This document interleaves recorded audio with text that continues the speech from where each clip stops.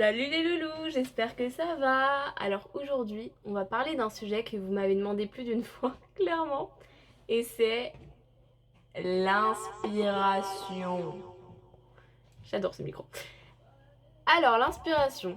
Au tout début, je vous avoue que quand vous m'avez demandé comment je trouvais l'inspiration,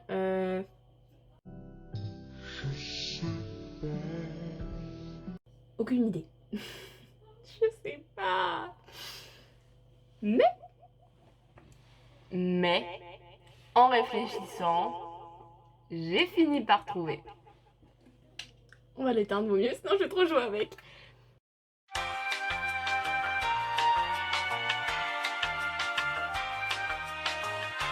La première astuce les loulous, et la plus importante selon moi, pour avoir de l'inspiration, c'est de ne pas sous-estimer ses idées. Quand on a une idée qu'on trouve trop cliché, ou alors justement qui sort trop du lot, et ben ça nous fait peur parce qu'on se dit que ça va être critiqué, que ça va pas être bien, etc.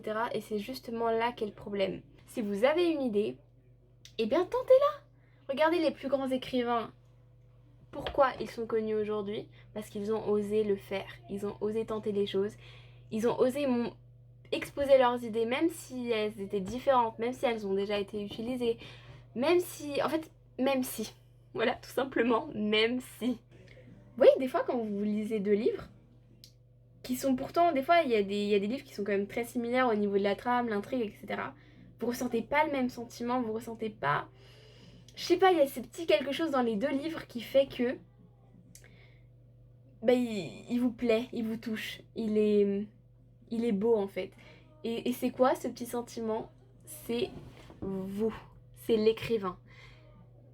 Alors osez, même si votre blague elle paraît nulle, même si vous vous dites que personne pleurera si vous rajoutez cette scène ou que personne rira si vous en rajoutez une autre, eh bien faites-le.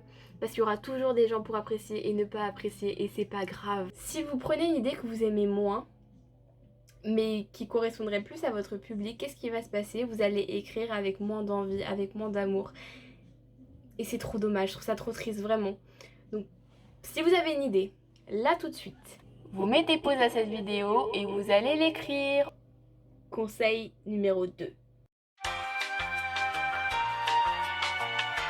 Conseil numéro 2, c'est de vous faire passer pour des vrais tarés. Ah ça... Ouais, c'est ça en fait. Petite, j'aimais trop jouer des scènes. Toujours enfant unique quoi.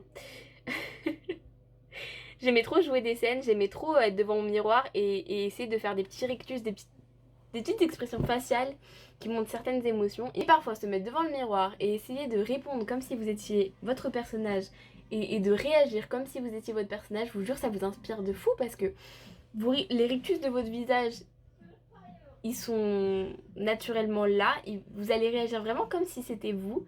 Et en fait votre personnage pourrait très bien réagir pareil, faire la même face, faire les mêmes mimiques. Et en fait, bah franchement, répondez vraiment, miroir important, mettez-vous vraiment en condition, jouez votre scène, même si vous avez l'air d'un taré, même si vous vous trouvez ridicule, faites-le. Et vous verrez, bah franchement, ça vous aide. Moi, ça m'aide trop et voilà. Troisième conseil.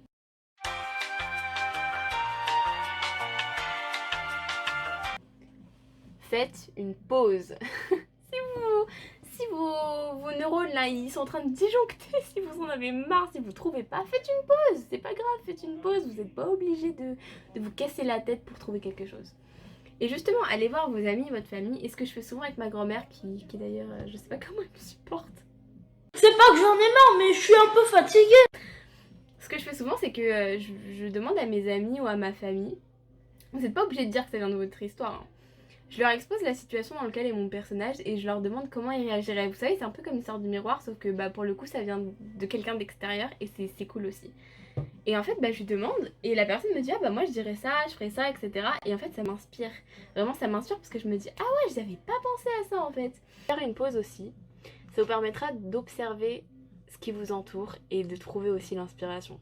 Parfois vous êtes dans le métro ou alors vous regardez un couple passer derrière, je suis vraiment une commère pour ça, j'aime trop regarder les couples, ça m'éclate. Vous regardez les gens autour de vous et en fait leur mimique, leur façon de réagir, etc. Et bah ça vous inspire. Même des fois juste un lieu ça peut vous inspirer, donc levez la tête de votre téléphone, chassez ces petites idées de votre tête là, chassez tout ce qui est stress, tout ce qui est angoissant et regardez le monde avec des yeux neutres.